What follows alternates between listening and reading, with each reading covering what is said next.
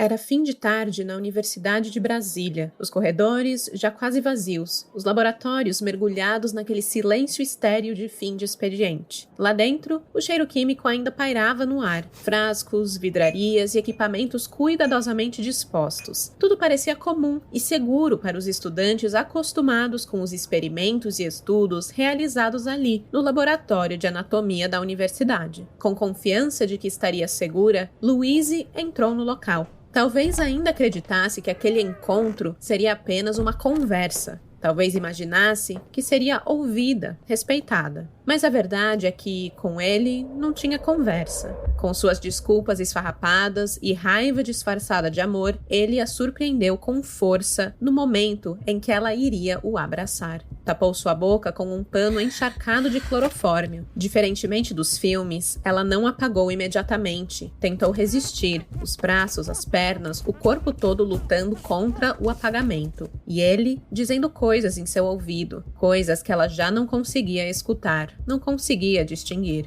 Em alguns minutos, seus movimentos se tornaram espasmos. O que seguiu foi o silêncio.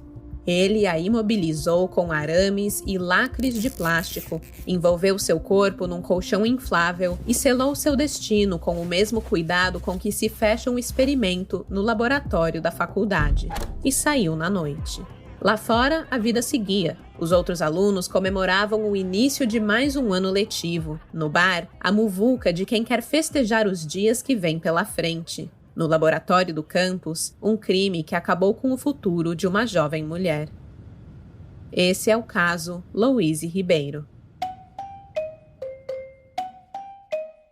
Alô, olá, alô, vai tudo bem? Bem-vindos ao Café com Crime, o podcast onde você pode ser o aficionado por crimes reais que você é, sem julgamentos. Eu sou a Esté Zorubi, ou Dona Café, como preferir, e hoje conto pra vocês o caso de Louise Ribeiro, um feminicídio que não foi um ato isolado, mas parte de um padrão de comportamento de quem não aceita um não como resposta. Um padrão que, se a gente não falar sobre, só continua se repetindo. Louise Ribeiro foi assassinada dentro de um local que ela considerava seguro, o Laboratório de Anatomia da Universidade de Brasília. Um lugar que ela frequentava como estudante, sem problema nenhum. Um local teoricamente seguro e nem um pouco ameaçador. Lugar que ela foi se encontrar com alguém que também jamais poderia imaginar ser um assassino. Alguém que teria compartilhado com ela momentos de carinho e agora era apenas seu amigo. Um homem para quem ela disse não.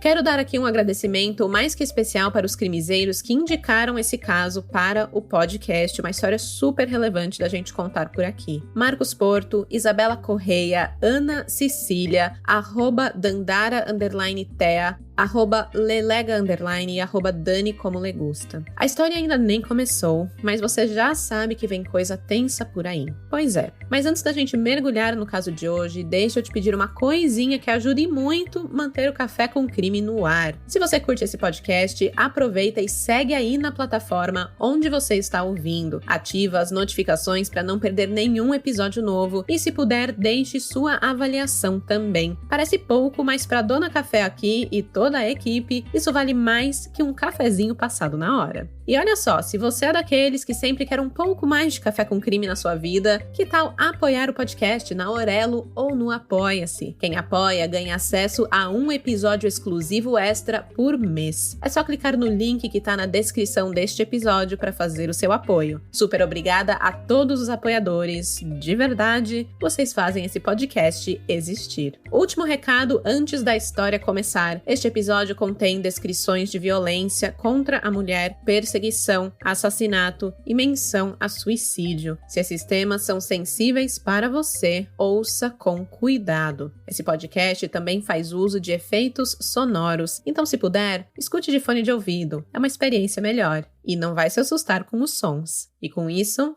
bora começar do começo?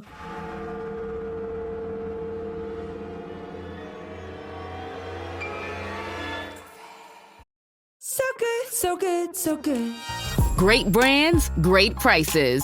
everyone's got a reason to rack. You know they have Marc Jacobs? Nike? Yes. Just so many good brands. Vince, Birkenstock, and more brands you love are at Nordstrom Rack stores now. Plus, buy it online and pick it up in-store the same day for free. Great brands, great prices. That's why you rack. This episode is brought to you by Progressive Insurance. Fiscally responsible, financial geniuses, monetary magicians. These are things people say about drivers who switch their car insurance to Progressive and save hundreds. Visit Progressive.com to see if you could save. Progressive Casualty Insurance Company and Affiliates. Potential savings will vary, not available in all states or situations.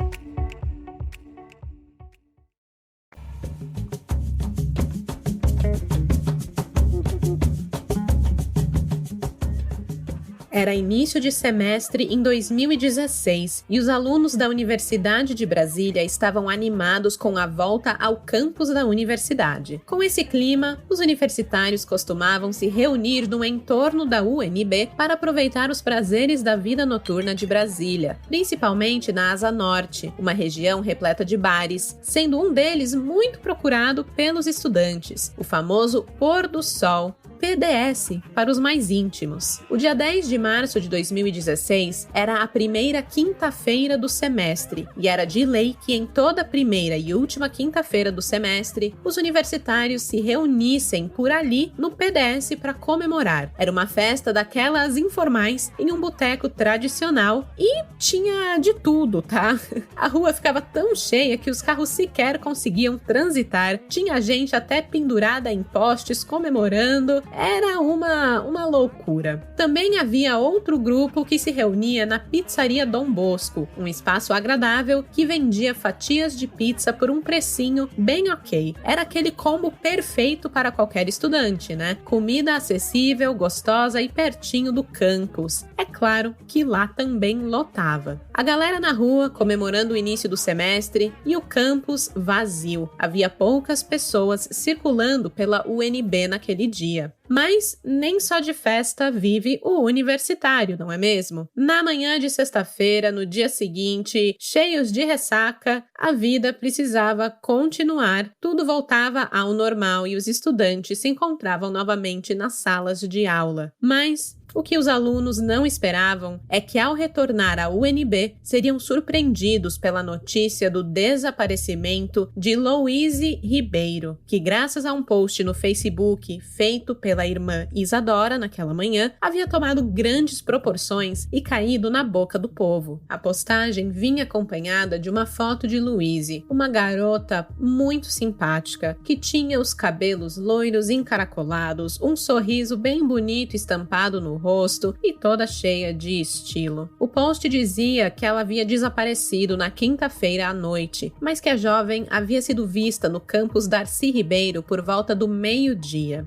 Abre aspas. Pessoal, minha irmã Louise Ribeiro está sumida desde ontem à noite. Ela foi vista última vez pelos amigos da UNB, campus Darcy Ribeiro, ao meio-dia. À tarde foi para o estágio dela no IBAMA e nos contactou por último às 8 da noite, nos avisando que iria para a Pizzaria César, na 404 Sul, mas ela não chegou a ir ao local. Disse que voltaria às 10 da noite, mas até agora não apareceu. Minha família, nossos amigos e eu estamos desesperados tentando encontrar ela. Pelo amor de Deus, se alguém a viu, ou a ver, ou souber de alguma informação, me chama no inbox ou no WhatsApp. Se puderem divulgar e orar por ela também, serei eternamente grata. Fecha aspas. O sumiço foi notado pela família por volta das 11 da noite daquele dia 10 de março, quando a mãe de Louise, a dona Sandra Batista Ribeiro, acordou e percebeu que a filha não havia retornado da pizzaria. Os pais, então, tentaram contato insistente com a jovem, até que receberam mensagens estranhas, desconexas, um jeito ali que não era muito bem o da filha se comunicar com eles. Desconfiado, o pai de Louise, o Ronald Ribeiro, foi até a delegacia registrar a ocorrência. Na manhã seguinte, Ronald foi até a UNB e encontrou o carro da filha estacionado de frente, e esse não era o costume dela. Foi nesse momento que o coração apertou e a ideia de que algo grave pudesse ter acontecido lhe veio à mente. Acionada pela família, a polícia militar não demorou a iniciar as buscas pela jovem e entrou em contato com os amigos mais próximos da estudante, na esperança ali de obter informações que pudessem nortear a procura por Louise. Além disso, os agentes foram ao campus da UNB para procurar por pistas, mas ao contrário do que costumamos ver por aí, de longos inquéritos, buscas frustradas e confusão na hora de apontar suspeitos, não foi preciso de grande esforço para que esse caso fosse rapidamente esclarecido. Ao serem abordados pelos policiais, aquela abordagem padrão, sabe? Para perguntar se Louise tinha algum inimigo, se havia brigado com alguém recentemente, os amigos da garota logo apontaram um suspeito. E esse suspeito era o ex-namorado da estudante, Vinícius Neres. No material que encontramos sobre o caso, não há detalhes, mas quem era do convívio da jovem contou que o ex alimentava uma fixação por Louise. Ele a seguia, a enchia de mensagens, mesmo depois do término. Os amigos ficaram sabendo por Louise que ela tinha cedido à pressão do ex e marcado um encontro com ele no final daquele dia para bater um papo e esclarecer de vez as coisas, do término deles. Por este motivo, desconfiavam de que Vinícius pudesse estar envolvido com o desaparecimento, ou pelo menos tê-la visto pela última vez com vida. Se além das mensagens insistentes tentando marcar encontros, Vinícius perseguia ou ameaçava Louise, nós não podemos afirmar. Mas que as pistas levaram a polícia diretamente para a pessoa certa, isso a gente pode afirmar com muita certeza. Ao abordar o rapaz, Vinícius logo confessou. Ele sabia exatamente onde Louise estava.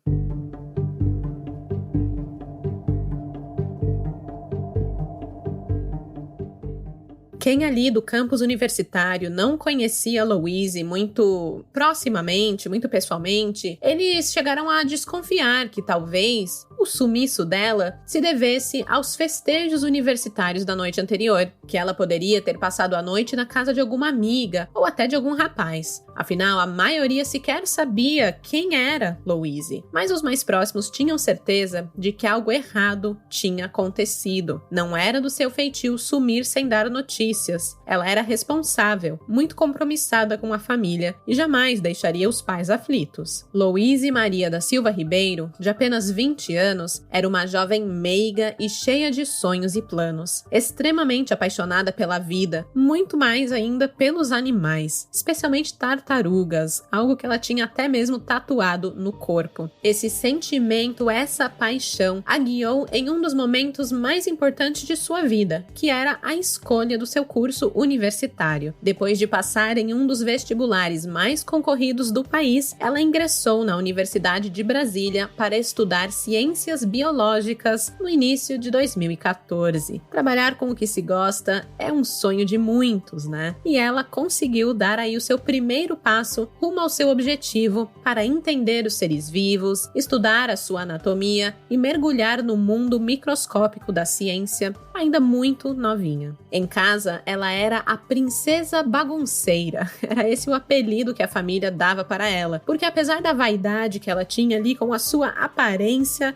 era bem princesinha, a organização não era lá o seu forte. Ela era filha de Ronald Neves Ribeiro, que era tenente do exército, e também de Sandra Batista Ribeiro. Tinha como irmãs e amigas as jovens Isadora e Marina Ribeiro e vivia na quadra 102, na Asa Norte de Brasília, uma região um pouco mais nobre ali da cidade. Ela gostava muito também de cozinhar e fazer a refeição aos domingos era uma tradição familiar. Louise assumia o fogão com alegria aos finais de semana. Há quem diga que cozinhar é um ato de amor, E para a jovem era mesmo. Reunir os pais e as irmãs em volta da mesa enchia o seu coração. Louise era uma jovem como qualquer outra de sua idade, mas não era lá muito chegada a badalações. Ela fazia a linha mais tranquila. As amigas a descrevem como uma menina doce, discreta, muito estudiosa, que gostava de ouvir música e que passava a quilômetros de distância de qualquer confusão. Por isso que eu disse que quem a conhecia intimamente sabia que ela não estava lá se pendurando em poste na rua, lá perto do bar PDS. Mas o fato dela ser caseira não quer dizer que ela era antissocial. Muito pelo contrário. Louise gostava de se divertir com as amigas, de reuni-las em animadas noites do pijama, viajar com a turma e também com a família. E tudo, absolutamente tudo, era devidamente registrado e compartilhado em suas redes sociais. Como descrita por muitos e como dava para ver ali pelo seu Instagram, ela era uma menina feliz, doce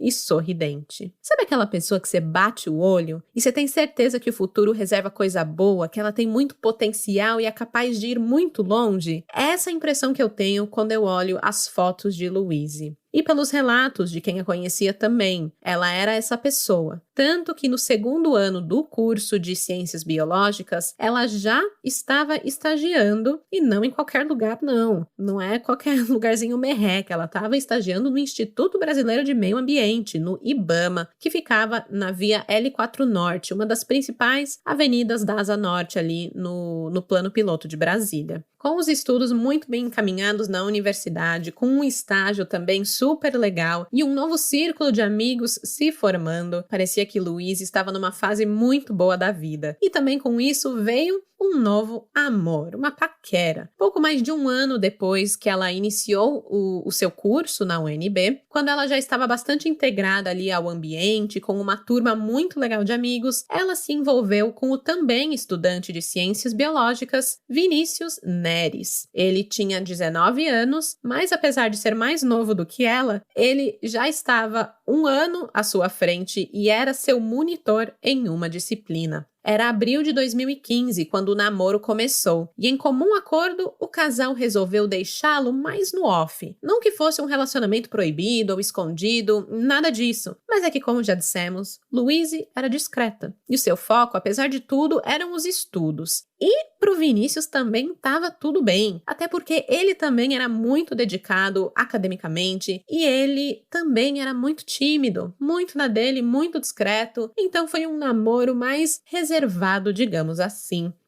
Como eu falei, o Vinícius estava um ano à frente da namorada, apesar de ser mais novo. O seu desempenho acadêmico era incrível. Na verdade, era tão satisfatório que ele conquistou o direito de ser um dos monitores do laboratório de anatomia da instituição, o que dava a ele o direito a um acesso mais privilegiado ali dos laboratórios. Ele podia reservar aquele ambiente para fazer seus próprios experimentos.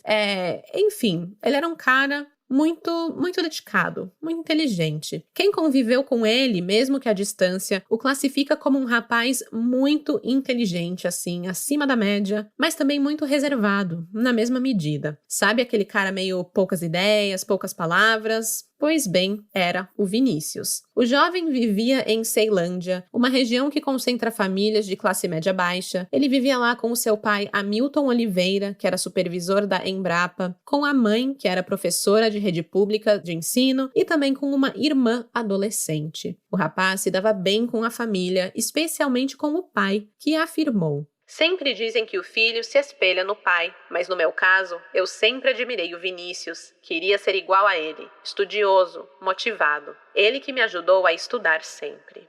Louise chegou a conhecer o pai de Vinícius. Por conta de ser supervisor da Embrapa, o Hamilton costumava ir à UNB e chegou a encontrar o filho lá com Louise no campus. Ela foi apresentada a ele como namorada de Vinícius. Entretanto, o filho não era muito de conversar com o pai sobre seus relacionamentos. O seu pai só sabia que ele estava ali num relacionamento. Da mesma forma, Vinícius também conheceu o seu Ronald Ribeiro em uma tarde quando foi com amigos para a casa de Louise assistir uma partida de futebol americano. Entretanto, ele foi apresentado ao potencial sogro como apenas amigo de Louise. Afinal, como dissemos, o namoro era para ficar no off, e discreto como eram, assim ficou até mesmo para a família da garota. Marcos Porto, que era estudante da UNB na época desse caso e que dividiu uma matéria de física com Vinícius, confirma que o rapaz era de fato muito quieto, muito tímido, porém um estudante acima da média. Ele afirmou, abre aspas, "Nós não tínhamos contato, mas me lembro dele nas aulas. Era quieto, mas participava de alguns momentos com pontuações muito interessantes. Então nós o víamos com esses olhos de que ele era muito inteligente."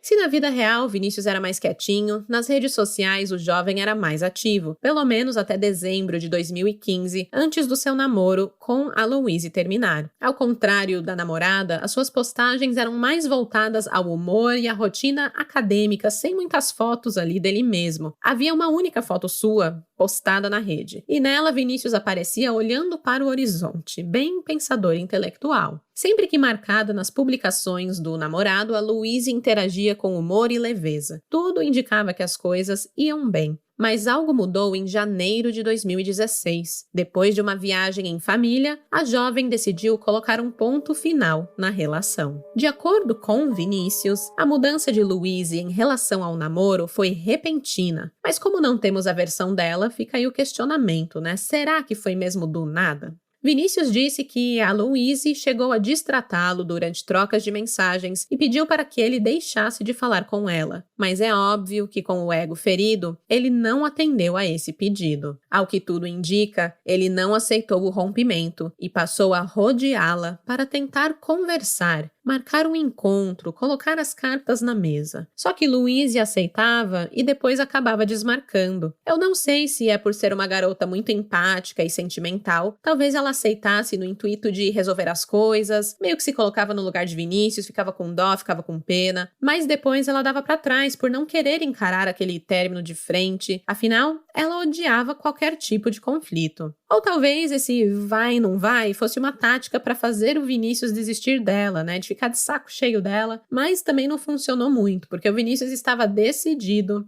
a continuar com Louise. Enquanto os alunos desfrutavam das férias, e o agora ex-casal não era obrigado a conviver diariamente ali por conta do calendário acadêmico, Louise conseguiu dar uns perdidos em Vinícius, né, ficando nesse marca e desmarca de compromissos. Mas quando as aulas foram retomadas no início de março de 2016, a convivência por conta da rotina e dos amigos em comum também voltou a fazer parte da rotina de Louise. E assim também voltou o assédio que Vinícius cometia contra a jovem. Mesmo demonstrando incômodo e deixando claro que queria apenas ser sua amiga, Vinícius continuava dizendo que a amava e insistia em chamá-la por apelidos íntimos e carinhosos. Gente, que coisa mais cringe, né? Dá uma vergonha alheia, imagina, você terminou, falou que não quer, deixou tudo extremamente claro e o cara ainda vem, te chama de oi bebê, ai, que carinho, amor, bibibi, popopó, fingindo que você não terminou, que ainda tem intimidade, sabe? Ai, gente, que situação completamente desagradável. E Louise começou a ser mais enfática, a falar não, se a gente terminou, a gente não vai voltar, não vou reatar o namoro com você. E o fato de Louise dizer não para o ex foi sua sentença de morte. Foi por isso que no dia, depois do desaparecimento de Louise, todos os seus amigos mais próximos desconfiaram de Vinícius. Quem conversou com os amigos de Louise foi o capitão Silva, da Polícia Militar, e foi ele quem procurou pelo rapaz para esclarecer as coisas, para que as suspeitas sobre ele fossem descartadas caso ele fosse inocente. E onde estava Vinícius? Bem, enquanto a família e amigos da garota buscavam desesperadamente pela sua localização na manhã do dia 11 de março, Vinícius seguiu sua rotina normalmente, como se nada houvesse acontecido. Bem estranho, né? Um homem tão apaixonado pela ex simplesmente não ligar nem um pouquinho para o seu desaparecimento? Quer dizer, ele fingiu um mínimo de preocupação ao ligar para Ronald naquela manhã e perguntar por Louise. Ronald, mais tarde, diria indignado: "Como alguém faz algo tão bárbaro, vai para casa, dorme e depois liga para o pai da vítima perguntando o que tinha acontecido?"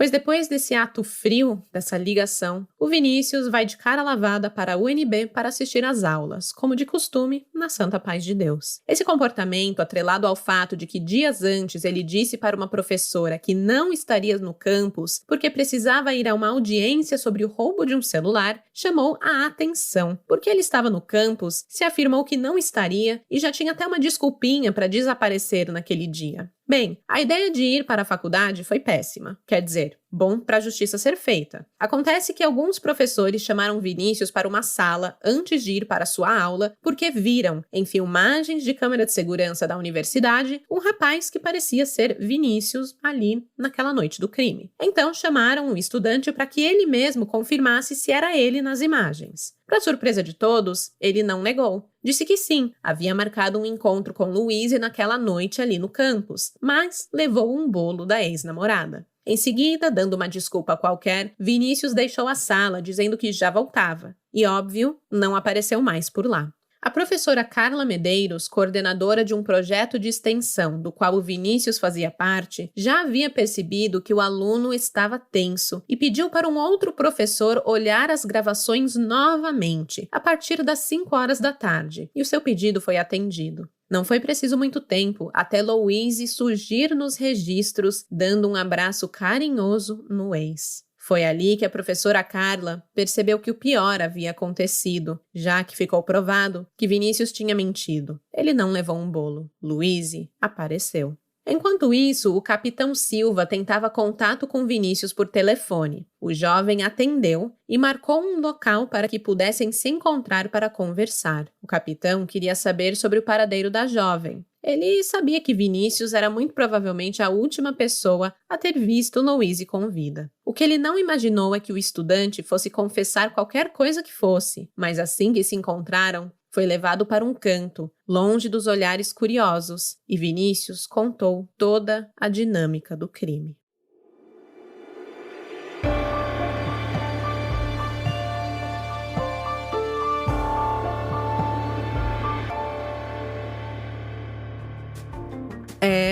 É tenso. Por isso, vamos dar uma pausa, tomar um gole de café e falar de coisa boa. Se tem uma coisa que a gente aprende ouvindo tanto caso estranho por aqui, é que é preciso estar preparado para qualquer coisa. E isso inclui o frio. Esse aí não perdoa. Se você está procurando um casaco que aguente o frio sem te deixar parecendo uma almofada ambulante, presta atenção nisso. A Wingsuit da Insider é o tipo de peça que te acompanha o inverno todo. Ele é um casaco inteligente, com tecnologia térmica que esquenta sem sufocar. Ideal para quem precisa de conforto, mas não larga a mão do estilo. E o melhor, não precisa nem passar. Ele desamassa com o calor do corpo. Tirou do armário, vestiu e saiu pro rolê. É perfeito para quem vive na correria e precisa de um visual elegante e discreto. O Wingsuit é o tipo de casaco que te acompanha naquela reunião logo de manhã, até o seu momento de relaxar no sofá e escutar um episódio de True Crime antes de dormir. A Wingsuit está no site da Insider e você, crimiseiro, tem 15% de desconto ao utilizar o cupom Café com Crime. Para facilitar, é só clicar no link na descrição deste episódio que o cupom é aplicado automaticamente no seu carrinho. Obrigada, Insider, por essa peça perfeita que é o meu aconchego no friozinho. E com isso, posso voltar pro crime.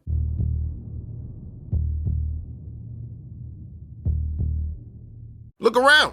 You can find cars like these on AutoTrader, like that car right in your tail. Or if you're tailgating right now, all those cars doubling as kitchens and living rooms are on AutoTrader too. Are you working out and listening to this ad at the same time? Well, multitasking pro, cars like the ones in the gym parking lot are for sale on AutoTrader. New cars, used cars, electric cars, maybe even flying cars. Okay, no flying cars, but as soon as they get invented, they'll be on AutoTrader. Just you wait. AutoTrader. Morning decisions. A creamy mocha frappuccino drink? A sweet vanilla? Maybe a smooth caramel? Or that white chocolate mocha? Whichever you choose, delicious coffee awaits. Start your day with bottled Starbucks Frappuccino drinks. Pick up a bottle near you wherever you buy your groceries.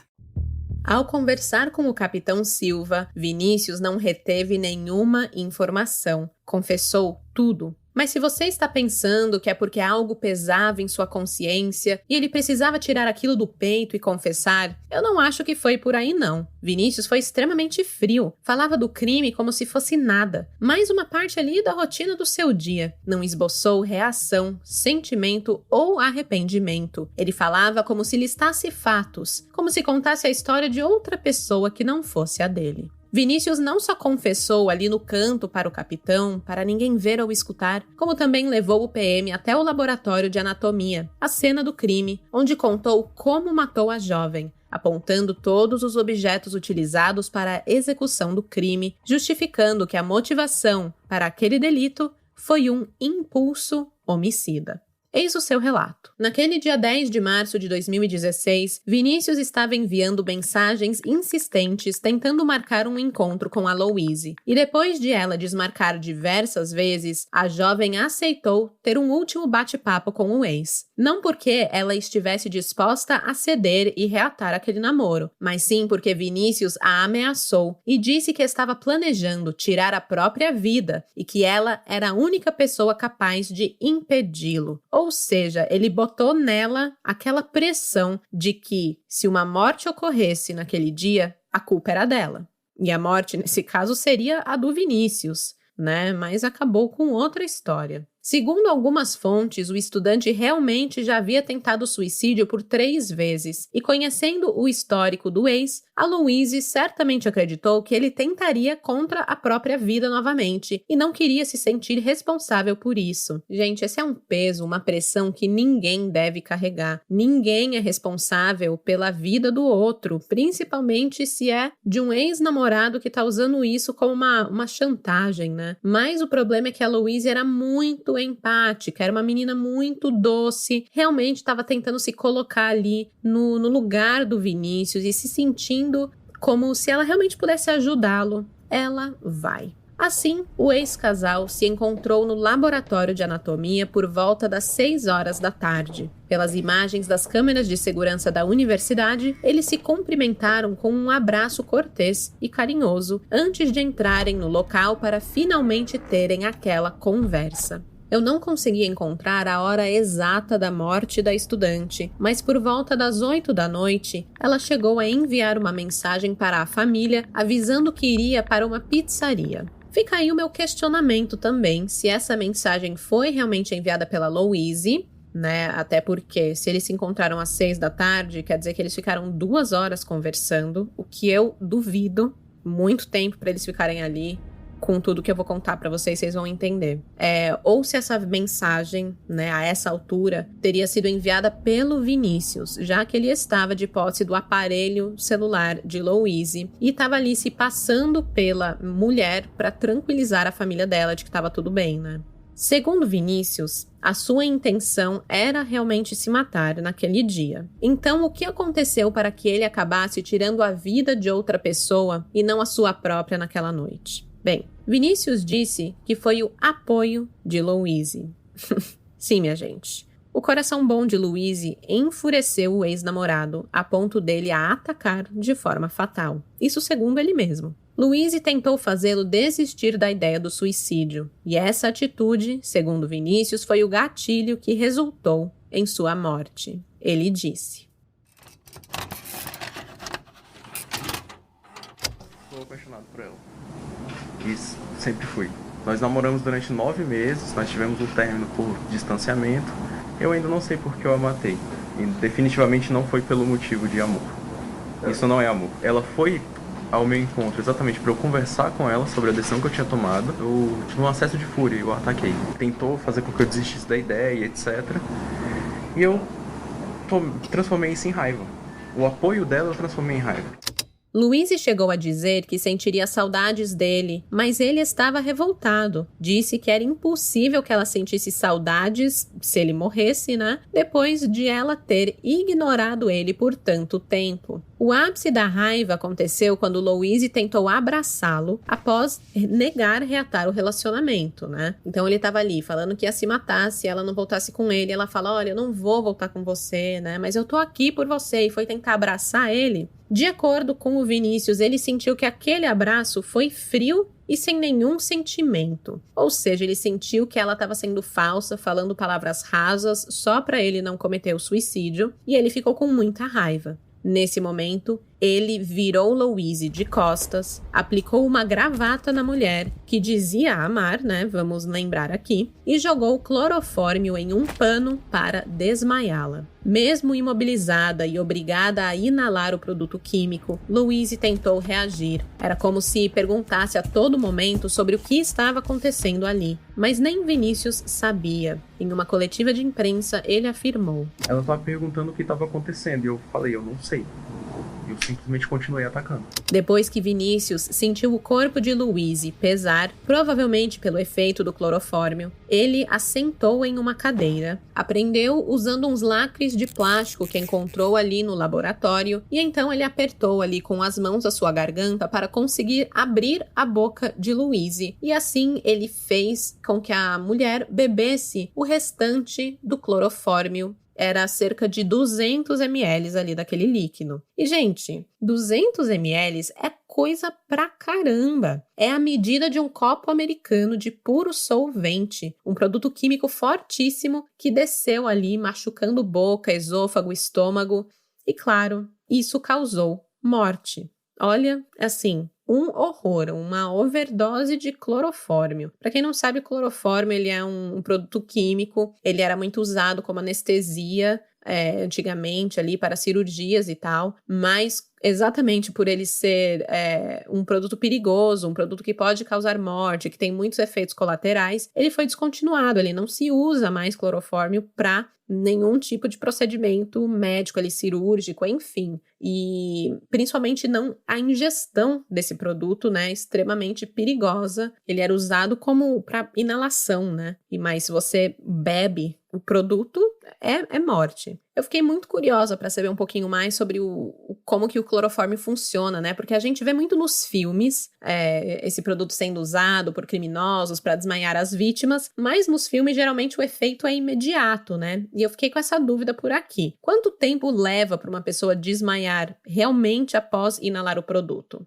Bem, dependendo da quantidade, o desmaio pode acontecer tanto em alguns segundos quanto em minutos. E os seus efeitos duram entre 15 e 40 minutos. Então, botou lá o clorofórmio no pano e a pessoa inalou, ela vai ficar desmaiada ali entre 15 e 40 minutos. Mas no caso de Louise, tudo indica que os efeitos na vítima não foram imediatos, porque pela descrição do assassino confesso, a Louise resistiu. Ela fala, né, enquanto ela tá ali com o clorofórmio, que ela vai ficar com saudades, questiona o Vinícius dos motivos que ele tá fazendo aquilo, né? E aí, quando ela finalmente sente os efeitos e seu corpo perde a força, ela ainda foi obrigada a tomar e ingerir o restante do produto. E aí, isso causou a morte. Então, além de ficar desacordada, né, que ela ficaria por até 40 minutos desacordada, ela acabou morrendo por essa... É um envenenamento, né, por esse produto. Depois que Vinícius confirmou que Louise estava morta, ele pegou o celular dela e mandou mensagens para Sandra, a mãe de Louise, ali numa tentativa de ganhar tempo, né? Na cabeça dele, se os pais da vítima pensassem que ela estava em segurança, demorariam para procurar a polícia. O que ele não contava é que a forma como ele se comunicou com a família, a forma que ele escreveu, né, além de não atender os telefonemas ali do celular, levaram a família a desconfiar que algo estava errado da mesma forma. E naquela mesma noite, algumas horas ali depois, já haviam feito a denúncia, né, do desaparecimento de Louise. Bom, depois que ele se comunicou com a família, ele desligou os celulares, pegou as chaves do carro de Louise e saiu para dar uma volta. Ele disse que deixou o corpo trancado na sala da universidade e que precisava espairecer e pensar no que ele havia feito, porque ali, logo que ele viu o corpo dela sem vida, já bateu aquela sensação de, meu Deus, o que eu fiz? Tô fudido, né? Eu não acho que ele pensou, estou arrependido. Eu acho que ele pensou, putz, fiz merda. Como é que eu saio dessa? O Vinícius alegou que ele ficou fora por cerca de 1 hora dando voltas com o carro de Louise, mas o delegado Leandro Ritt afirmou que foram apenas 12 minutos que se passaram. Né? Então ele ficou 12 minutos, deu uma volta de carro, pensou no que faria para tirar o corpo da jovem de dentro do laboratório sem que ninguém percebesse e aí voltou para executar o seu plano. De volta ali no laboratório, ele achou de bom tom tirar toda a roupa da vítima. Tudo isso porque ele queria vê-la nua por uma última vez. Esse era o tamanho da sua obsessão e da sua fixação. Ele chegou a cogitar a hipótese de manter relações com o cadáver da jovem, de cometer necrofilia. Ele chegou a colocar preservativo até, mas ele desistiu e colocou de volta a calcinha de Louise. O embrulho no meu estômago é real ao ler esse relato do assassino, gente, porque não basta tirar a vida, ele quer tirar a dignidade, ele quer humilhar o corpo da mulher que disse não pra ele em vida. E agora ali, que ela tá imóvel, que ela tá morta, ela não tinha mais a escolha do não. Ele tinha vencido. Se ele quisesse, ela seria dele. Ali, agora, ele tinha total controle sobre aquele corpo sem vida. É pra mim simplesmente doentio. Simplesmente doentio.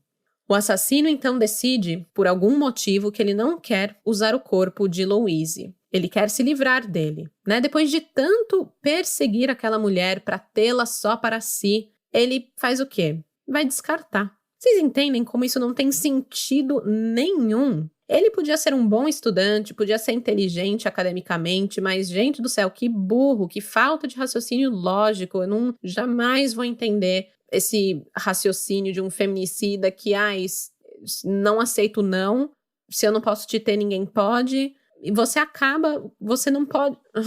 É difícil até de me expressar, gente, porque o cara quer tanto ter algo que ele acaba acabando com aquilo eternamente. Ele nunca vai poder ter, sabe? Aquela mulher que ele tanto desejava. Não importa o que ele faz, não importa se ele deixa ela com vida ou sem vida, ele simplesmente nunca vai ter o que ele deseja. Enfim, o Vinícius, ele usou o que tinha ali no laboratório para prosseguir com o plano dele. Ele prendeu os pés da vítima com arames, as mãos ele prendeu com um lacre de plástico e ele enrolou o seu corpo num colchão inflável. Eu não sei de onde ele tirou um colchão inflável, mas...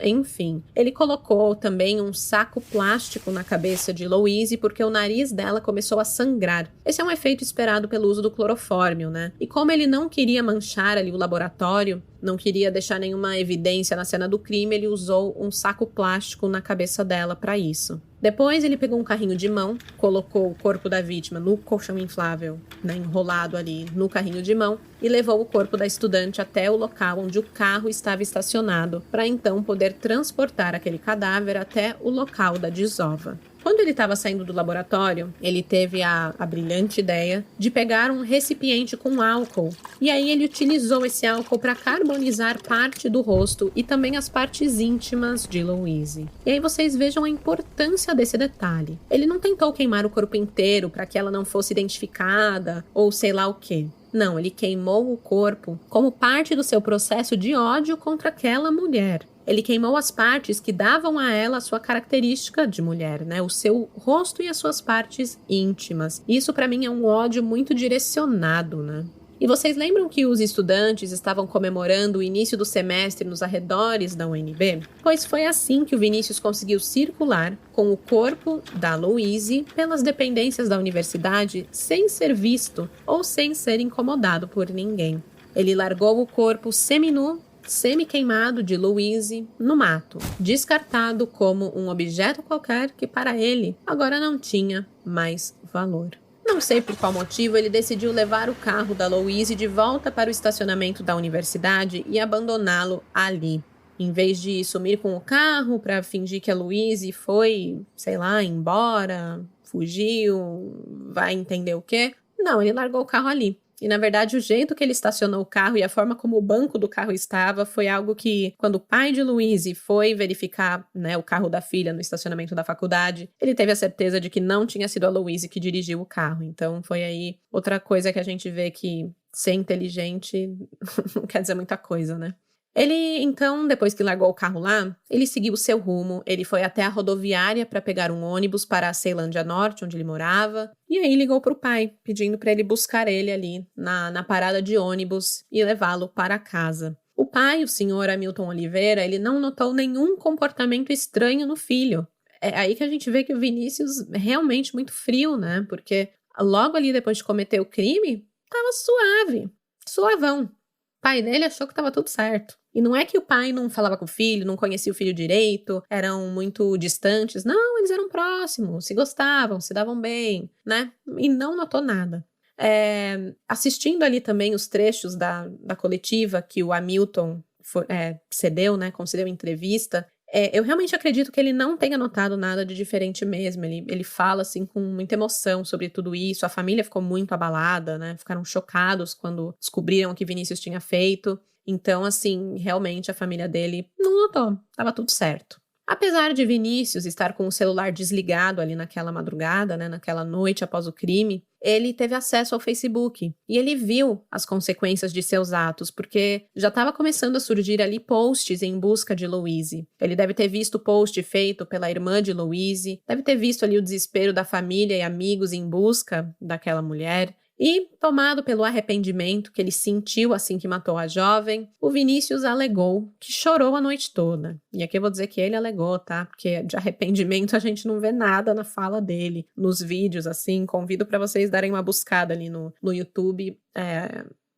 O cara, assim, uma pedra, sabe? Não muda a expressão, não treme nada. Na manhã seguinte, o Vinícius, né, ainda de acordo com ele estava disposto a se entregar, mas antes de ir à universidade, ele decidiu ligar para os pais de Louise para perguntar onde que ela estava e também para falar que eles não fossem à UNB naquele dia e que tudo seria explicado. Mas ele acabou não tendo coragem de falar nada disso e acabou só ligando friamente lá para perguntar como estava a família, né? Ele disse que ele chorou ao conversar com a mãe de Louise e com a Sandra e depois que desligou, com a maior cara lavada do mundo, ele perguntou a Ronald o que estava acontecendo, né? E aí ele foi para Brasília, decidido a resolver a bagunça que tinha feito. Após a confissão de Vinícius Neres ao capitão Silva, dentro do laboratório de anatomia da Universidade de Brasília, a polícia solicitou a interdição dos laboratórios. Isso era por volta do horário do almoço, porque agora ali não era mais só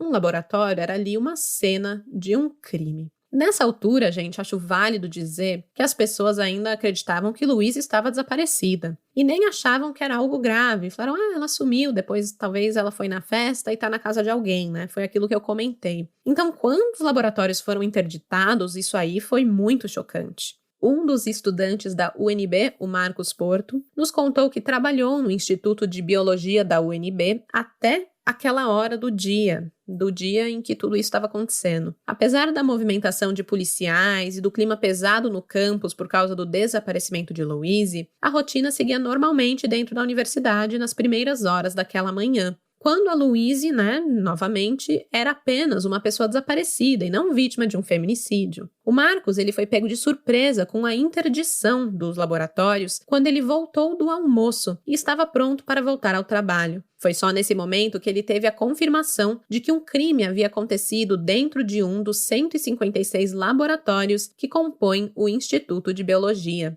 Com o acesso proibido, o ex-aluno não conseguiu sequer pegar os seus pertences pessoais e precisou pedir dinheiro emprestado para voltar para casa. Ele só recuperou sua mochila depois da liberação pela perícia alguns dias depois. Afinal, a UNB era agora o palco de um crime que chocou toda a comunidade acadêmica. Com a notícia se espalhando de que o Vinícius havia assassinado Louise dentro do campus da UNB, outras histórias vieram à tona. Uma jovem que não quis se identificar precisou de atendimento psicológico, porque, conforme contou, Vinícius também era obcecado por ela há bastante tempo e acabou entrando naquele dilema, que se não fosse a Louise, seria ela. Então ela precisou aí de um atendimento especial, porque realmente foi muito intenso e muito pesado tudo o que aconteceu. Com o luto dos estudantes, as aulas foram suspensas e a UNB ofereceu suporte emocional e médico para os amigos da vítima. Vinícius, obviamente, foi expulso da faculdade. A sua nova sala de aula seria a cadeia. Mas antes de ir para o seu destino final, Vinícius ainda faria mais uma parada. O capitão Silva precisava saber onde estava o corpo de Louise. Era preciso entregá-lo para que a família e amigos pudessem se despedir da jovem.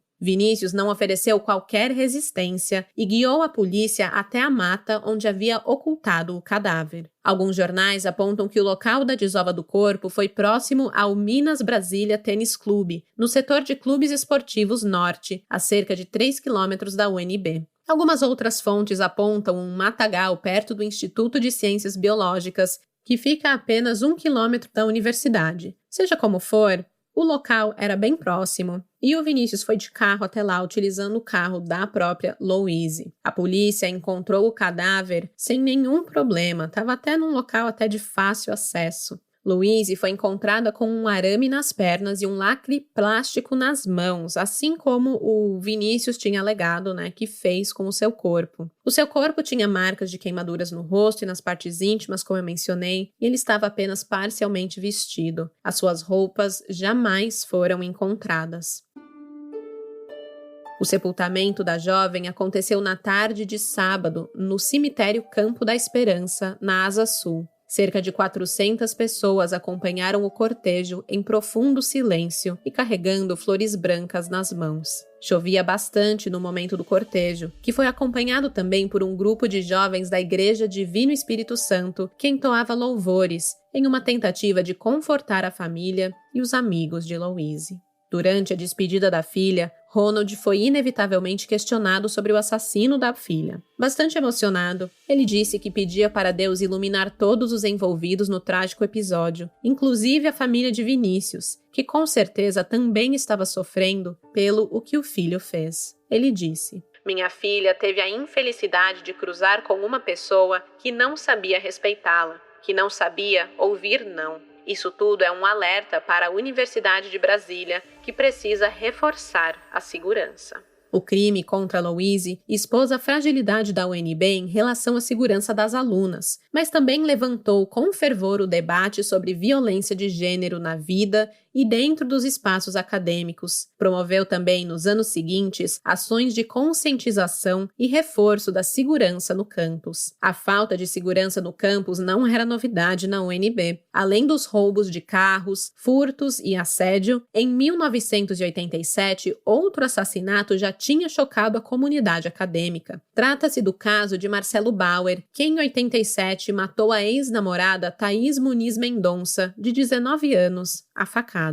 A jovem cursava letras na UNB e foi vista pela última vez na saída da aula, mas ela nunca mais voltou para casa. Foi perseguida dentro do campus pelo ex e o final foi trágico. Nós já falamos desse caso aqui no Café com Crime, quando trouxemos um episódio exclusivo para os apoiadores do podcast. Se você não é assinante, saiba que, ao apoiar a Dona Café e a equipe, você terá acesso a todos os episódios já publicados lá no Apoia-se e na Orelo, inclusive esse sobre o caso de Marcelo Bauer e Thaís Mendonça. Fica a dica, se quiser apoiar, o link está na descrição do episódio e você vai poder escutar esse caso também. A história de Louise, entretanto, ficaria marcada para sempre na universidade. No Instituto de Ciências Biológicas, onde Louise estudava, foi inaugurada com a presença do seu pai, Ronald, uma placa com sua foto e a frase "Milagres acontecem todos os dias". Essa frase ela levava tatuada no corpo. A inauguração de um jardim com espécies nativas do Cerrado também ocorreu, criado em sua memória. É o Jardim Louise Ribeiro.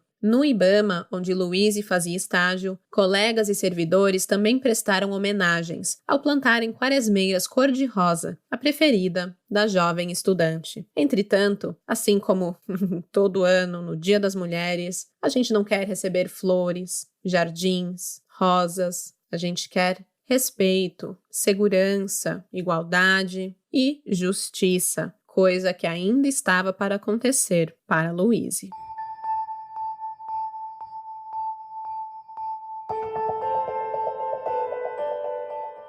Com o corpo da vítima e a confissão do assassino, não restava nenhuma dúvida sobre o crime. Vinícius foi preso em flagrante e levado à 2ª Delegacia de Polícia Asa Norte, e posteriormente ele foi encaminhado para a Delegacia de Repressão a Sequestros, no Departamento de Polícia Especializada da Polícia Civil. Foi lá que ele concedeu entrevista coletiva para dezenas de jornalistas e deu detalhes do crime cometido contra a ex-namorada, com uma riqueza de detalhes e uma frieza assustadora. Foram esses trechos que você ouviu um pouquinho antes aqui neste episódio. O assassino, confesso, não se furtou a responder nenhuma pergunta, mas fez questão de dizer que não agiu de maneira premeditada e que fez o que fez no calor da emoção. Porém, a investigação provaria que Vinícius premeditou sim o crime, planejou friamente o assassinato da ex-namorada por pelo menos uma semana, quiçá até mesmo 2 meses antes, logo que ela terminou com ele.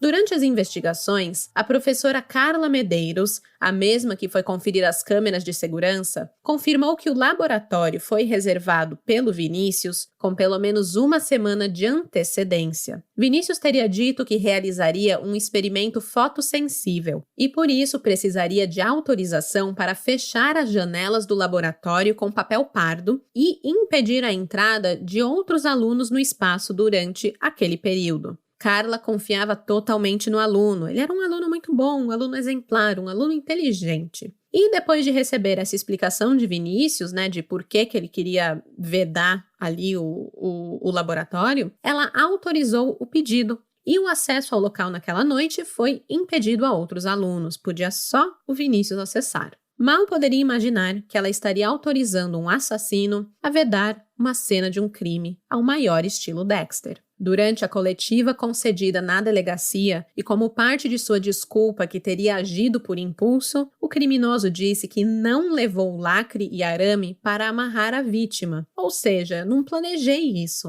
não levei nada. E a Carla, ela confirmou que esses itens estavam sim no laboratório. Porém, o que não estava no local foram os produtos químicos. Esses sim foram levados por Vinícius. Ele quer falar que ele agiu no momento ali, no calor da emoção. Mas vamos lá, meu jovem? O cara levou clorofórmio para o encontro com a ex-namorada. Como que não foi premeditado? Ele refutou esse questionamento dizendo que queria beber o líquido para se matar e não para fazer mal a Louise, Mas, tá bom, a gente sabe.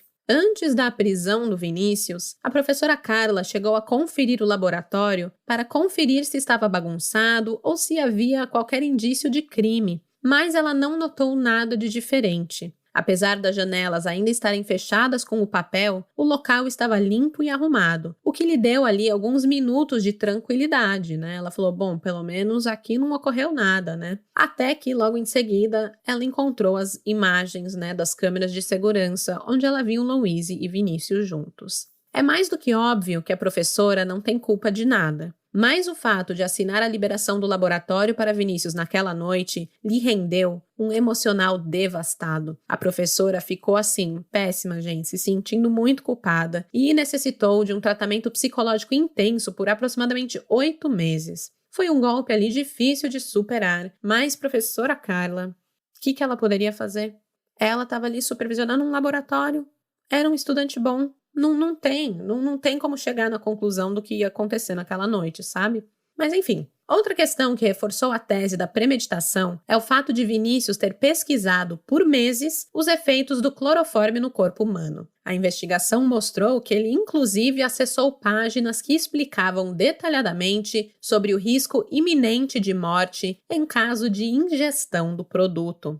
Em seus depoimentos, Vinícius manteve sempre a versão de que a intenção era tirar a própria vida e não a da ex-namorada. Se foi com intenções suicidas ou homicidas, o que sabemos é que em janeiro de 2016, mês em que o relacionamento do casal chegou ao fim, Vinícius furtou o litro de clorofórmio de um laboratório de química da UNB e guardou o produto até que pudesse ser utilizado 2 meses depois. Ah, e mais um detalhe. Vinícius disse que sabia que havia câmeras na UNB, sabia que seria filmado, mas, além de dizer que esqueceu que elas existiam no momento do encontro com Louise, ali no calor do momento, ele afirmou que nunca pensou na possibilidade de ser descoberto. Mesmo com câmera, contudo, ele achou que sairia impune. Depois que o juiz Carlos Fernando Fecchio dos Santos converteu a prisão em flagrante para preventiva, o Vinícius foi transferido para o complexo de detenção provisória, na Papuda, onde foi mantido em isolamento por 4 meses em uma cela de 5 metros quadrados, com cama, uma bacia turca, que é uma espécie de vaso sanitário, um chuveiro sem energia elétrica e uma cama.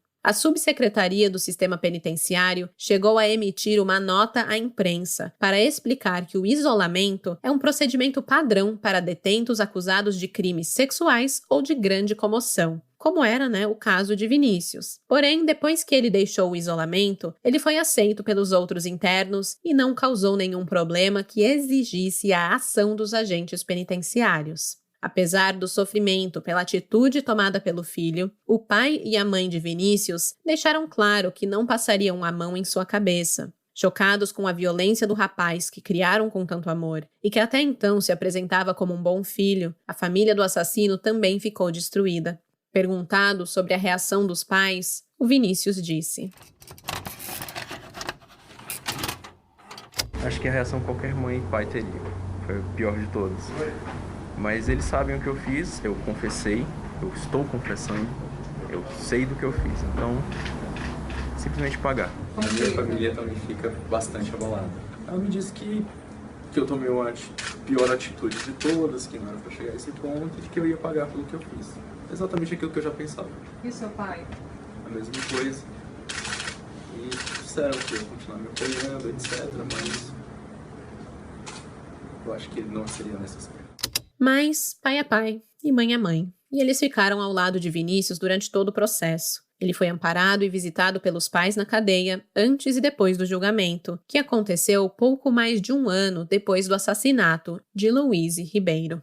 Como Vinícius era réu confesso, a expectativa era de que pegasse condenação máxima, algo em torno de 30 anos, pelo homicídio quadruplamente qualificado cometido contra Louise. As qualificadoras eram motivo fútil, meio cruel, recurso que impossibilitou a defesa da vítima e feminicídio. Além disso, o Ministério Público também pedia condenação pelo crime de ocultação de cadáver. O pai de Louise, o Ronald, além de tenente de exército, também estudava direito, e ele batia na tecla de que a família não buscava vingança, mas sim justiça, e por este motivo torciam pela condenação máxima. A defesa de Vinícius, ironicamente representada pelas advogadas Vânia Fraian de Lima e Tabata Laís Souza Silva, tentou derrubar a qualificadora de feminicídio durante o julgamento, que ocorreu em 3 de abril de 2017, exatamente 1 ano e 1 mês depois do crime. Durante o debate entre acusação e defesa, a doutora Tabata tentou convencer o júri de que Vinícius nutria amor pela jovem, que ele jamais teve a intenção de menosprezá-la, e que não a matou por ser mulher, mas sim porque a reação da vítima às suas investidas doeram mais do que um tapa na cara. Ou seja, o réu não soube lidar com rejeição. Eu vou aproveitar e deixar aqui uma opinião pessoal sobre esse julgamento, né? Eu sei que todo criminoso tem direito à defesa, tá tudo certo, advogados criminalistas estão aí para isso, não tem problema. Mas me causa muita indignação uma defesa composta por mulheres traçar uma estratégia para tentar desqualificar a imagem da vítima e recorrer àquela velha tática de culpar a vítima pela própria morte, como se a Louise fosse a responsável pela reação do Vinícius, né? Para vocês entenderem do que eu tô falando. A defesa teve a coragem de verbalizar o seguinte: quem saiu machucado do relacionamento foi Vinícius. Essa fala é tão surreal, que arrancou risos das pessoas que acompanhavam o julgamento. Tipo assim, né? Ele se sentir rejeitado e machucado por um término é pior do que a Louise ter morrido? Ele ter se sentido machucado e rejeitado justifica o crime que ele cometeu? Não, é de rir mesmo. E eu fico feliz da vida que todo mundo ali naquele tribunal deu risada. É a única reação possível escutar uma palhaçada dessas, né? A defesa, inclusive, também pediu que o júri não votasse para a acusação de motivo torpe por conta dos sentimentos que levaram Vinícius a matar Louise. Ou seja, estavam basicamente ali dizendo que o motivo, né, que levou ele a matar Louise não podia ser considerado, né, repugnante, que causava repulsa na sociedade, né, um motivo torpe, um motivo vil, porque ele tinha sentimentos pela vítima, ele tinha amor pela vítima, então não era torpe. Só que assim, que sentimento que ele tinha, na verdade, não era amor, né? Porque amor nunca vai acabar dessa forma trágica. O que ele tinha ali era sentimento de posse, era obsessão, era controle, só se for esse o único sentimento, né? Bom, voltando aqui ao julgamento, que essas coisas me deixam com ódio, gente, mas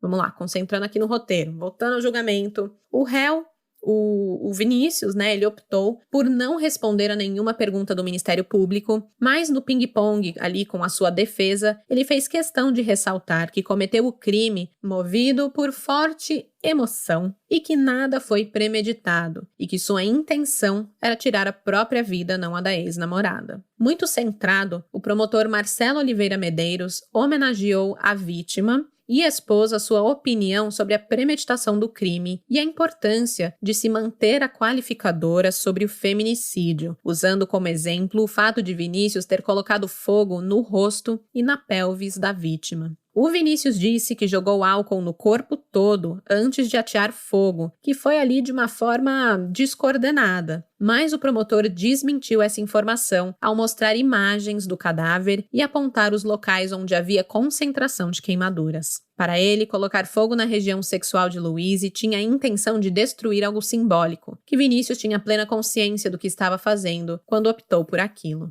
O júri deixou a sala para deliberar ali daquela decisão por volta das 7h45 da noite e demorou pouco mais de 20 minutos para retornar com a decisão. Aproximadamente 200 pessoas acompanhavam o julgamento e testemunharam a decisão daquele corpo de jurados em reconhecer as 4 qualificadoras e optando pela condenação de Vinícius Neres. Às 8h21 daquela noite, o juiz Paulo Sérgio Santos Giordano leu a sentença que dizia que o réu matou a vítima de forma desumana e cruel, além de destacar o caráter frio, calculista e insensível ao prestar solidariedade aos pais da vítima pouco tempo depois de tê-la matado, o condenando em seguida a 25 anos de reclusão em regime fechado pelo homicídio e também pela destruição parcial do cadáver. Mas como nem tudo são flores, o juiz levou em consideração 2 atenuantes de pena, a confissão espontânea do réu e a sua menoridade relativa. E aí isso aqui foi uma atenuante que eu não conhecia. Porque como assim, né? Ele tinha 19 anos, então não é que ele é menor, né, de idade e vai lá cumprir pouco tempo de pena, tarará. Não é isso, mas consta no artigo 65 do Código Penal que uma das circunstâncias capazes de atenuar, né, de reduzir a pena, é o fato do criminoso ser menor de 21 anos na época do crime. Ou seja, a menoridade relativa reconhece que pessoas entre 18 e 21 anos, embora sejam penalmente responsáveis pelos crimes que cometem, ainda não têm maturidade plena e, por isso, podem ter suas penas reduzidas. Até a Suzane von Richthofen teve esse direito reconhecido e ganhou aí 6 meses de bônus em cima da sua pena pelo crime cometido contra os próprios pais. Dessa forma, a pena de Vinícius foi de 23 anos e 10 dias em regime fechado, sem o direito de recorrer em liberdade por ser considerado um perigo para a sociedade. As advogadas recorreram, mas em fevereiro de 2018 a condenação foi confirmada, assim que a primeira turma criminal de justiça do Direito Federal negou o provimento ao recurso, encerrando o caso oficialmente. Juristas, advogados criminalistas, amigos e familiares ficaram inconformados com o tempo de reclusão. 23 anos era muito pouco tempo para quem tirou uma vida, definitivamente. O pai de Louise chegou a dizer que Vinícius Neres era um homem jovem, réu primário, e que em pouco tempo estaria solto novamente para cometer outros crimes. Vai ter progressão de regime, daqui a poucos anos está de novo, está em uma nova universidade, uma nova vítima, a gente vai estar aqui de novo, infelizmente. Né? A nossa sociedade precisa rever isso. Não é porque foi com minha filha, não é porque foi uma mulher, não, uma vida que se foi. Infelizmente, neste momento, Ronald Ribeiro estava fazendo uma previsão corretíssima do futuro.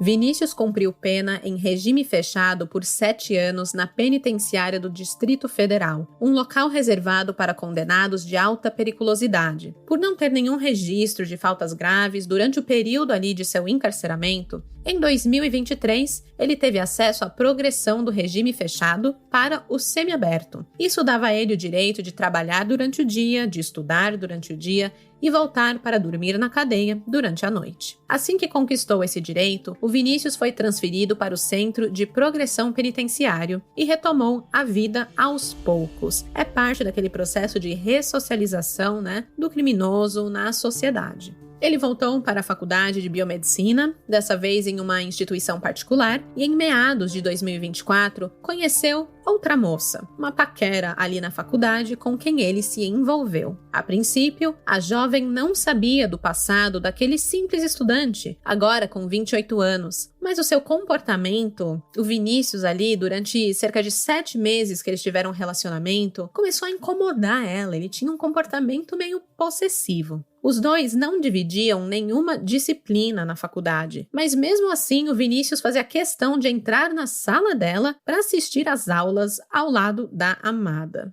Quando ele não entrava na sala, ele ficava de plantão na porta. Ficava lá na porta da sala de aula, vendo se ela ia entrar, se ela ia sair da sala, onde que ela estava. Ele até mesmo a acompanhava ao banheiro. Ela não podia nem sair da sala para ir ao banheiro, que ele ia lá, seguia e ficava na porta do banheiro esperando também. A moça não gostava dessa marcação cerrada, mas o Vinícius insistia em acompanhá-la. Afinal, ele dizia: "Mas amor, quem que vai segurar a sua bolsa quando você for ao banheiro?" Então ele se fazia de gentil cavalheiro, segurava a bolsa dela e era essa a desculpa dele. Sim, essa era a desculpa do Vinícius para stalkear a ficante, Ele se disfarçava ali de preocupado, o romântico preocupado. E quando ela pediu para ele parar, ele não parou. Era assim. Ele continuou cercando ela por todos os cantos.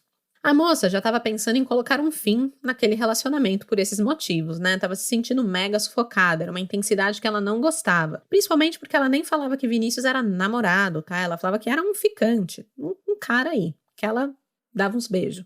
E aí ela começou a pensar em terminar com o namoro. E foi bem nessa época que ela descobriu que o boy magia era, na verdade, um assassino condenado. A mulher não desperdiçou um segundo e terminou com Vinícius, tirando aquela erva daninha da sua vida. O término veio em janeiro de 2024, o que me dá até um frio na espinha, pois foi neste mesmo mês que Louise terminou com o Vinícius 8 anos antes. As coincidências com as datas, gente, nesse caso, me arrepiam. E infelizmente as coincidências não param por aí. Assim como agiu com Louise, Vinícius não aceitou aquele não da mulher. Ele não sabia ser rejeitado. E parece que a cadeia não foi uma sala de aula muito efetiva para ele aprender como agir. Aí o ficante, que se fazia de preocupado em segurar a bolsa da jovem, ele ganhou o status real de stalker. Ele começou a perseguir a sua crush ao aparecer com frequência na porta do trabalho dela, comprar presentes para seus familiares. Começou a rondar todos os aspectos da sua vida sem nunca ser convidado ou permitido a ocupar esse lugar. Ele também apresentava ataques de fúria quando a ex reafirmava a rejeição e o fim do rolo, chegando a jogar objetos no chão, chorar e gritar que não tinha mais nada a perder. Foram diversos eventos aí de atitudes consideradas violentas e criminosas. Foi então que a estudante se viu obrigada a denunciá-lo por violência doméstica, perseguição, violência psicológica e falsidade ideológica. Ela conseguiu uma medida protetiva com base na Lei Maria da Penha. Mas fato é que Vinícius continuou vivendo normalmente, livre feito um pássaro, perseguindo e atormentando a vida da moça sem ser incomodado. Mesmo com o seu histórico, Mesmo cumprindo pena em regime semiaberto. E em caso de dúvida, eu vou pedir aqui mais uma vez a ajuda dos meus crimezeiros da área do direito. Essa denúncia, dessa moça contra Vinícius por si só, isso não seria motivo suficiente para a justiça revogar o direito de Vinícius ao regime semiaberto? Tava ali até com medida de proteção, medida protetiva. Eu, fui pesquisar, Segundo minhas pesquisas, sim. né, na Lei 1819, que fala do Código de Processo Penal e da Lei das Contravenções Penais. No artigo 51, fala sobre a revogação do regime semiaberto. E aí existem 4 motivos para o regime semiaberto ser revogado. Se o condenado tiver uma sentença definitiva, que reconheça que ele é perigoso, tornando ele incompatível com o regime semiaberto. Se for imposta uma condenação definitiva que, somada ao restante da pena em execução, torne o regime incabível. E aí as outras 2 que eu acho que super cabem nesse caso do Vinícius Neres, que é, se for definitivamente reconhecida a periculosidade do condenado e imposta medida de segurança na fase de execução, ou, né, e se o condenado cometer crime, fugir ou praticar outra falta grave que revele sua incompatibilidade com o regime. Então, para mim, assim, tinha medida, né, de segurança contra ele estava ali cometendo faltas graves que mostravam a sua incompatibilidade em estar de novo em sociedade, né? Então, acho que houve um erro aí da justiça de não supervisionar, né, esse condenado que estava em regime aberto e ver como que ele estava agindo na sociedade novamente, né? Ele não estava muito compatível, não. Mas, enfim, fica aí a minha dúvida pra galera do direito, que pra mim isso não tá com cara de meio errado, né? Mas sei lá, porque cargas d'água, Vinícius Neres continuou gozando do privilégio de sair às ruas durante o dia. Até que no dia 7 de março, provavelmente já com um plano na cabeça, o Vinícius saiu para trabalhar e estudar e não retornou para dormir no Centro de Progressão. É isso mesmo, ele fugiu. O alerta foi disparado e a imprensa logo publicou sobre a fuga do condenado pela morte de Louise, divulgando os números de denúncia caso alguém o visse circulando por Brasília. O serviço de inteligência da Polícia Civil foi acionado para ajudar nas buscas do fugitivo e foi graças ao trabalho desses profissionais que Vinícius foi localizado e recapturado no dia 11 de março, ao deixar o prédio onde a ex-ficante morava. Vamos lá, eu explico. O paradeiro de Vinícius foi descoberto graças à localização do carro de sua mãe, um Peugeot vermelho, que estava sendo utilizado pelo condenado, né, ali para o seu trabalho, para a faculdade, e eles acharam esse carro estacionado a cerca de 600 metros da casa da sua ex mais recente. Com o veículo na mira, os agentes da Polícia Civil se espalharam pelo bairro na tentativa de localizar Vinícius e o encontraram rondando a casa de sua vítima mais recente. E o que ele tinha acabado de fazer? Quem adivinha? Vinícius tinha a chave da casa da moça. E aqui vamos abrir um pequeno parênteses, porque não sabemos se a moça um dia deu a chave para ele, mas eu acredito que não, até por terem sido só ficantes, né, e não namorados sérios, ou se Vinícius conseguiu a chave por algum método que não sabemos. O fato é que ele entrou na casa clandestinamente, sem ser convidado, e se aproveitou aí desse acesso que ele tinha ao apartamento, subiu lá.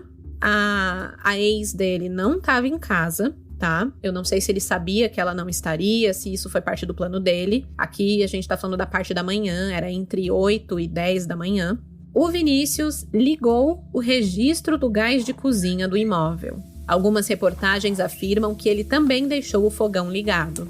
A sua intenção era que a mulher, ao voltar para casa, sofresse uma intoxicação pelo gás, mas sabemos que os riscos de uma explosão de grandes proporções também era alta, né? Quem alertou os bombeiros foram os vizinhos dela, que sentiram o cheiro de gás vindo da residência. Quando Vinícius finalmente foi abordado e revistado, os policiais encontraram em sua mochila uma mecha de cabelo da ex, facas, abraçadeiras, alicate, lanterna, serras e um frasco de lubrificante íntimo. Cara, que medo dessa combinação de itens. Vou até repetir. Vinícius tinha em sua posse uma mecha de cabelo da ex, alvo da sua obsessão, facas, abraçadeiras, alicate, lanterna, serras e um frasco de lubrificante íntimo.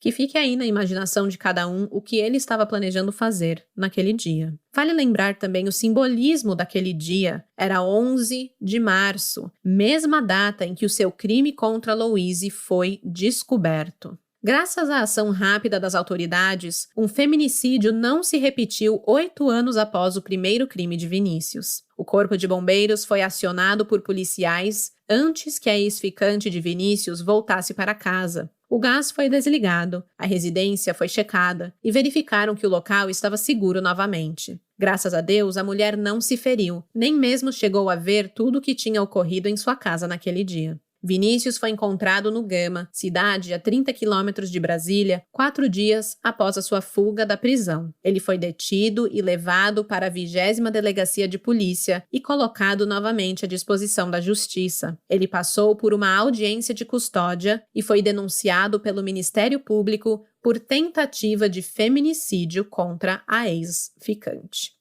Como justificativa, a promotoria argumentou que o crime foi praticado contra a moça por razões da condição do sexo feminino, em contexto de violência doméstica e familiar, tendo em vista que eles disseram ex-namorados, né? Apesar dela negar esse grau profundo de envolvimento. Também colocaram ali que o crime foi praticado por meio asfixiante ao utilizar gás de cozinha para praticar o crime e também reforçou a necessidade de readequar o regime de cumprimento da pena do acusado. Então, finalmente, aqui eles olharam e falaram, epa, esse cara tá em regime semiaberto? Não, vamos readequar isso aí, né? Bom, a boa notícia é que, pelo protocolo do regime, só pelo fato de Vinícius ter fugido do sistema prisional, ele perdeu automaticamente o benefício ao semiaberto e foi transferido para a Papuda novamente. Além disso, ele não terá direito a nenhuma saída pelo período de 1 ano. Então, até 2026, ano que vem, ele não pode sair nem para saidinha de fim de ano, de Dia das Mães, essas coisas todas, né, que acontecem aí. Vinícius Neres, ele vai responder pelo novo crime cometido e, caso seja condenado, a sua pena será somada às penas que já estão em execução no caso do homicídio de Louise. Ele permanece preso e ainda não há data marcada para o novo julgamento.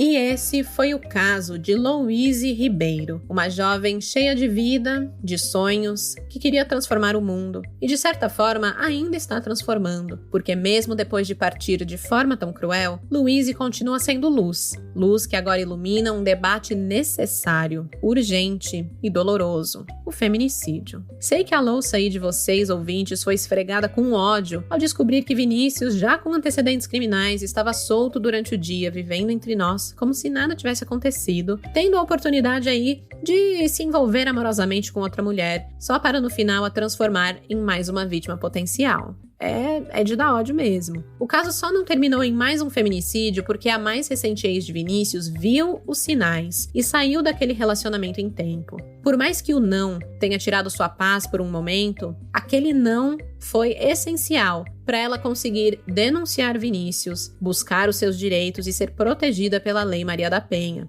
Convenhamos que ela também foi protegida aí por um pouco de sorte de não estar em casa e não ter, entrado ali com aquele gás. Eu digo isso pra você, crimiseira, que tá ouvindo isso e sente que algo no seu relacionamento tá errado. Se escute, mulher, se escute. Esse sentimento, essa vozinha que te diz que talvez você precisa sair dessa, que talvez esse ciúmes não seja bonitinho e sim controlador, talvez aquela vez que ele te chamou de vagabunda não foi no calor do momento de uma briga, mas uma agressão verbal. Gente, se escute. Confie nesse seu sentimento. Se algo parece estar errado, é porque está. Ninguém começa um relacionamento sendo agredido logo de cara. Tudo começa nas pequenas violências do dia a dia, nas críticas constantes, no ciúme disfarçado de cuidado, nas tentativas de controle, na presença constante, falando que, não, eu tô aqui, só quero estar com você o tempo todo, né? Nas humilhações que a gente releva de vez em quando. A gente precisa reconhecer esses pequenos alertas. Você não está exagerando. Você não está louca e você não está sozinha. Procure apoio, fale com uma amiga, uma irmã, uma colega de trabalho, com os seus pais. Confia em quem pode te ouvir com empatia. Busque aí a sua rede de suporte, de proteção, porque isso vai te ajudar ali, é uma questão de sobrevivência. E com a força que você tiver, vai, mesmo que com medo, e denuncie. A Louise foi luz em vida para sua família e para os seus amigos, e agora sua história é um farol que ilumina o caminho para que outras mulheres abram os olhos e partam para a ação. Porque toda vez que a gente conta um caso como esse aqui no podcast, a gente espera do fundo do coração que ele sirva para salvar outras vidas. é tenso, né? Esses casos, acho que deu pra perceber nesse episódio, eles mexem demais assim comigo, é uma coisa sobrenatural. Bom, amanhã, quinta-feira, eu vou postar imagens dessa história lá no Instagram, o @café com crime, e também no Twitter e Facebook. Siga a gente nas redes sociais para não perder os conteúdos extras que rolam por lá. Daqui a 15 dias, não na próxima quarta, mas na outra, eu volto com um novo caso criminal brasileiro para você. E até lá, segurem as próprias bolsas quando vão ao banheiro, porque de desgraça já basta esse podcast. Tchau, tchau. Esse episódio foi produzido, roteirizado e apresentado por mim, Stephanie Zorubi, com desenho de som de Luigi Calistrato, pesquisa e roteiro por Ana Paula Almeida. Um agradecimento especial ao Marcos Porto, estudante da Universidade de Brasília na época do crime e que nos ajudou na ambientação da narrativa. Muito obrigada. As fontes de pesquisa utilizadas neste episódio foram Portal G1, Metrópolis, Correio Brasiliense, Agência Brasil, Portal UNB, CNN, Portal do Tribunal de Justiça do Distrito Federal e Portal R7.